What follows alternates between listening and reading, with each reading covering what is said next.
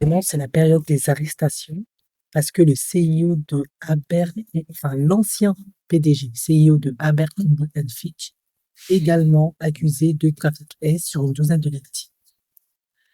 Alors, on pensait qu'après R. Kelly, ce serait fini, maintenant on l'a dit, on pensait qu'après Epstein, ce serait fini, mais ça ne cesse de pleuvoir. Avec Mike Jeffries, qui était l'ancien PDG de Abercrombie Fitch. Alors, si vous ne connaissez pas Abercrombie Fitch, parce que soit vous n'étiez pas né, soit vous étiez trop jeune, c'est une entreprise qui a eu énormément de succès il y a une époque. Ils prenaient que des hommes super jeunes, super beaux, avec des physiques d'Apollon, d'athlètes au top, et des filles aussi super jolies, les plus jolies, etc. Et le PDG était profondément grossophobe, misogyne. Il n'acceptait pas la moindre imperfection. Et c'est d'ailleurs pour ça qu'ils ont eu plein de problèmes et qu'à la fin, cette marque est tombée à cause de tout ça. Et justement, ce PDG, Mal Jeffries, est aujourd'hui accusé de trafic S avec deux autres personnes et ils ont été arrêtés mardi.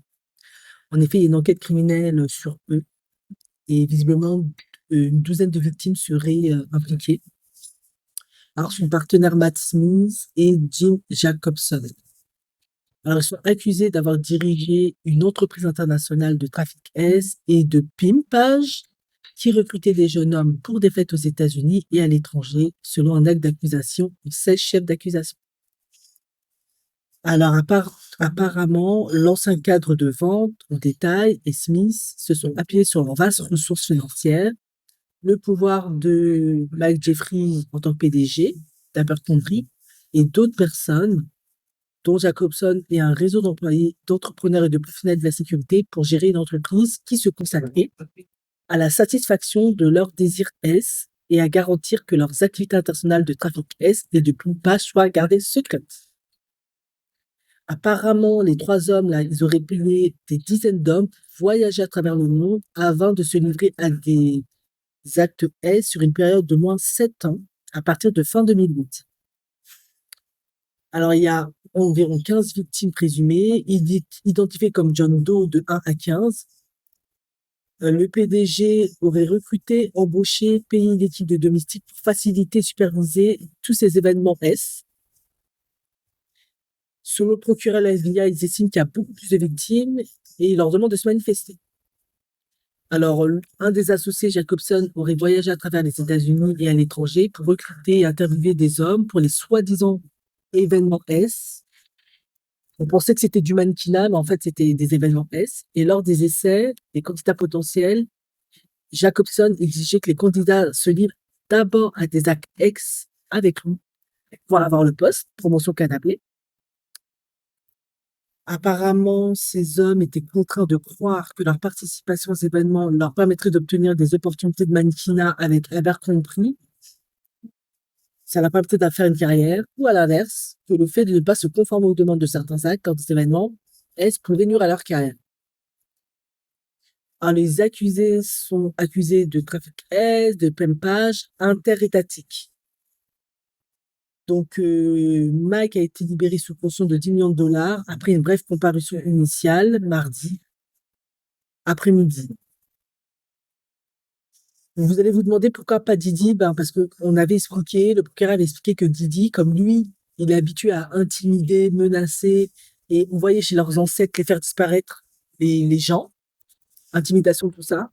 C'est pour ça que l'on peut pas le libérer. Parce que lui, si tu le libères, par le fait d'intermédiaire, il va intimider, payer des gens, faire disparaître, machin. Donc c'est pour ça que lui, il sort pas.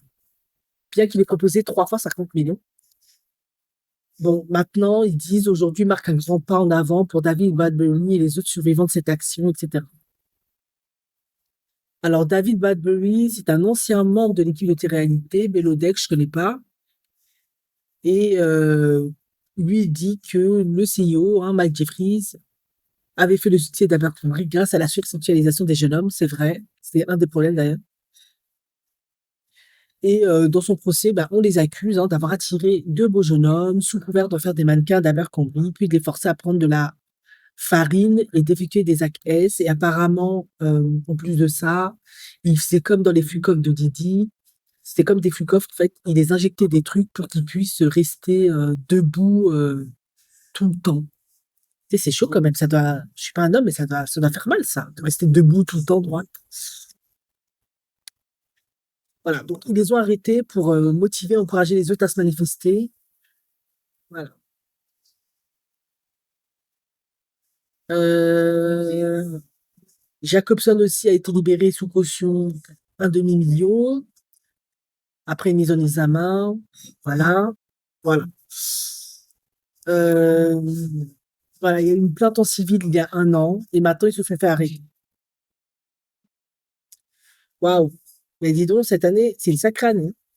Tout le monde en calèche.